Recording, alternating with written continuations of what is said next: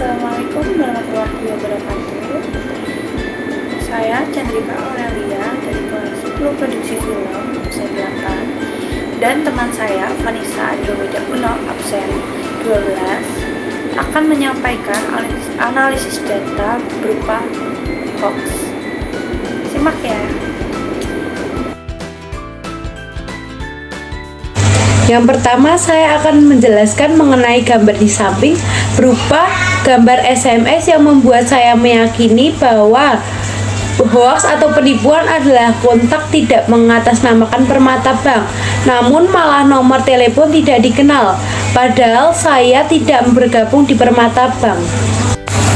Kemudian yang kedua berupa website seperti contoh gambar di samping mengenai Ferdy Sambo telah dieksekusi mati. Namun Kapolri tidak memberikan informasi terkait eksekusi yang akan diberikan ke Ferdy Sambo dan tidak ada berita duka dari keluarga Ferdy. Yang ketiga berupa email pada gambar di samping, modusnya dengan mengirimkan surat tagihan pajak via email dengan mengaku sebagai petugas pajak, namun surat elektronik dikirim memakai alamat email palsu yang menyerupai alamat email resmi DJP.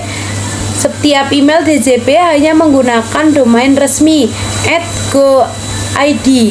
Padahal DJP menghimbau apabila wajib pajak mendapatkan email dari domain palsu, silahkan abaikan atau konfirmasi ulang ke kantor pelayanan pajak atau bisa disebut dengan KPP.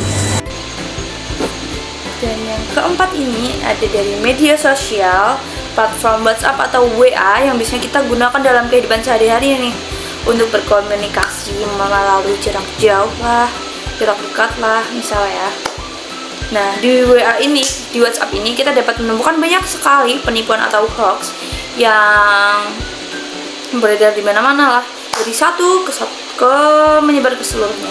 Nah, dan salah satunya yang ini ya, penipuan itu bisa dari Shopee lah, Gojek lah, Grab lah, dan masih banyak lainnya ya teman-teman.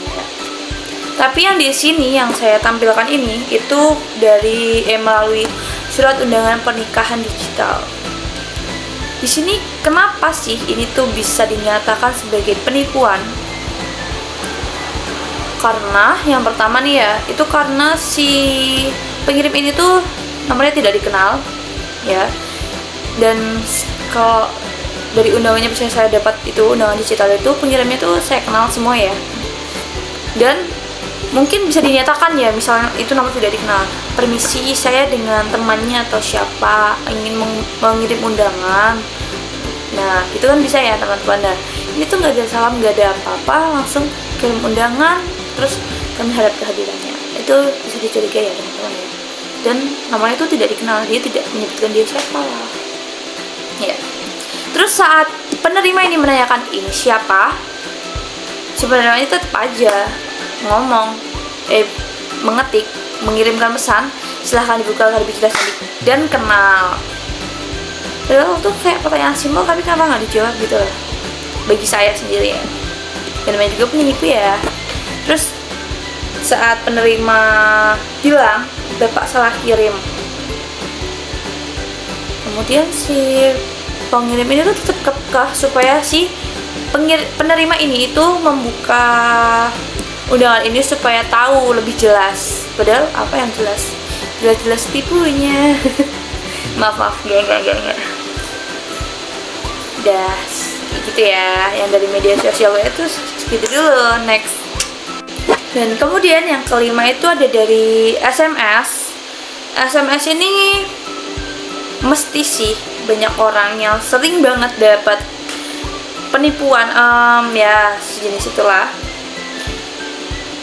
Salah satunya yang ini yang ada di layar ini ya. Kalau yang di nomor 1 tadi itu juga ada SMS ya. Bedanya kalau yang nomor 1 tadi itu pinjaman dana, dan yang saya ini itu resmi mendapat hadiah. Yeay. Oke, di sini tuh kenapa sih saya bisa menyatakan bahwa ini tuh penipuan? Karena pelanggan disingkatnya gini banget ya Pak, pelanggannya kayak gini Pak. Pelanggan yang terhormat. Kenapa itu tidak dicantumkan nama? Itu yang pertama ya. Dan yang kedua, selamat nomor Anda nomor Anda, kenapa nomor ini tuh tidak ya tidak mencantumkan nomor yang mendapat hadiah itu. Paham ya? Terus resmi mendapat hadiah 150 juta berkat isi ulang pulsa. Yang ketiga, berkat isi ulang pulsa. Bagaimana kalau si pengguna ini itu tidak mengisi ulang pulsa? Karena dia memang tidak memakai pulsa. Yang terakhir itu ada dari Mobo Indosat. Bagaimana jika pemilik tersebut tidak menggunakan provider Indosat? Kan gak ada yang tahu ya. Udah sih. Ini next yang terakhir nih. Terakhir yang keenam ada dari WA lagi nih teman-teman. Media sosial, platform WA atau WhatsApp. Wah lumayan ya, lumayan minat ya WA nya juga sama kayak SMS. Oke. Di sini ini beda nih sama yang WA tadi. Yang WA ya mirip-mirip sih. Yang WA tadi kan undangan pernikahan digital ya. Kalau yang ini tuh paket guys. Nah hati-hati tuh yang sering dapat ide tuh. Kenapa sih ini dapat dinyatakan juga sebagai penipuan? Ya karena nomornya tidak dikenal. Mungkin bisa jadi ya yang ngirim paket itu nomornya nggak dikenal. Cuman saya kurang tahu ya kalau CNT itu bakal dicet kayak duluan apa enggak, saya nggak tahu, kurang tahu ya. Dan jika ngechat pun apakah kontaknya itu akan dinamakan CNT Express, saya tidak tahu, atau emang nomor pengirimnya ya. Kalau yang nomor ini masih ambigu juga sih saya sendiri. Terus yang kedua ini benar dengan nama Salmah. Nah, Salmah ini kenapa nama orang ini kenapa sangat capslock sekali ya teman-teman? Nggak sekalian mau di bold gitu. Nah, oke, yang terakhir ini lihat foto paket. Nah, paketnya itu kan berbentuk foto, lihat foto paket. Beda lagi kalau video, lihat video paket, ya kan? Nah, kalau foto ini kenapa menguras memori yang sangat banyak, 5,8 MB teman-teman. Sekecil-kecilnya foto saya itu paling mentok 1 MB paling ya. Segede-gedenya. Mentok tuh ya KB ya sebenarnya. Dan ini kenapa namanya APK? Aplikasi kah? Ya. Oke.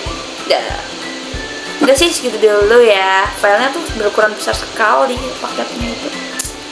Paket apaan itu? Oke, sekian. Bye. Wah, ini udah terakhir aja nih untuk mengakhiri presentasi atau penjelasan dari kami mengenai analisis data berupa hoax. Ada kurang dan lebihnya mohon maaf. Assalamualaikum warahmatullahi wabarakatuh. Dadah.